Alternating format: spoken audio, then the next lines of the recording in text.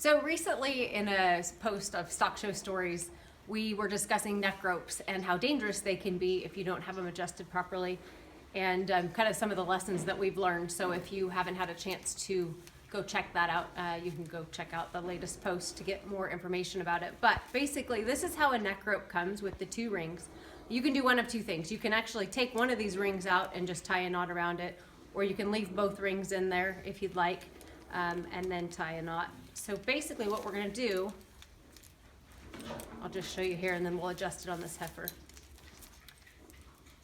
You just tie a knot around it, and what it does is it keeps it from being able to slide along that. So we'll adjust it on this heifer. Take that knot out in order to adjust it. And when we adjust them, I always like to have them tied up, mainly because they won't root you up if you're trying to.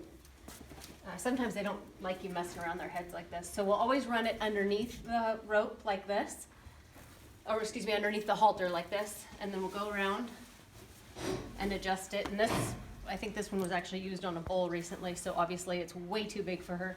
You pretty much want to have it about like that to where it's snug, but not obviously cutting off their airway.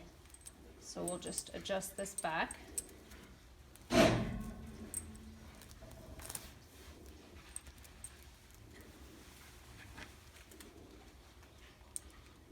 And that's pretty good. It's snug on her. I might tighten it just a hair. It's snug on her, but it's certainly not cutting off anything. Go ahead and just run a knot through it. It's kind of hard when they have the memory in it like this, if they've been left for a while. When they're brand new, actually, they want to slide a bunch, so you for sure want to make sure you're getting these knots because they're so slippery. Anyway, so we'll go ahead and just tie a knot like that. You could actually tie a double knot in it if you felt more comfortable. That's probably fine though. And then we'll just go ahead and adjust it back on her. When we first tie them up, a lot of times it's good to just leave them tied this way as you're getting their neck rope tied up. Again, because sometimes they'll just try and root you up. So you always want to, and granted we're at home, we're not at a show, so we wouldn't obviously have these posts in the bed at the show, but you always want to try and get to where you can tie to something that's going to prevent your neck rope from sliding. So on this heifer, she's not going to like this real well. In fact, see how that's kind of coming off of her like that? We're going to go ahead and tighten it up just a touch more.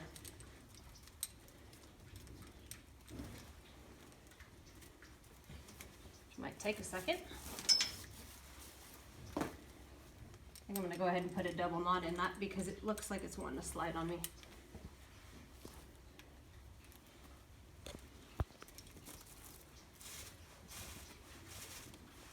It makes it a little bulkier to have that double knot, but I'd rather have the double knot than have them choke.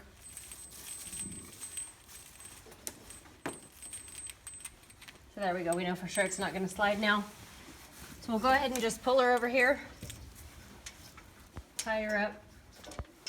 Obviously, if you have panels or whatever you have at your show, go ahead and just tie her for now. And we can adjust that back more if we need to. Well, we've got her kind of anchored initially anyway. So again, on the halter side, we actually tie her halter just a hair higher. We'll go ahead and I kind of have it to where right here, you could wrap it around too if you'd like.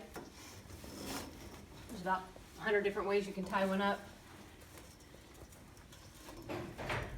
If I have the option, I always like to tie them up higher so I don't have to get down by their heads in order to untie them. But basically, what this will do with this heifer, probably loosen her up just a touch, it's going to keep her in place. So when we're at a show, again, because we don't have these poles keeping her where she belongs, it's going to keep her from swinging back and forth, particularly babies when they're, it's the first show that they've been to.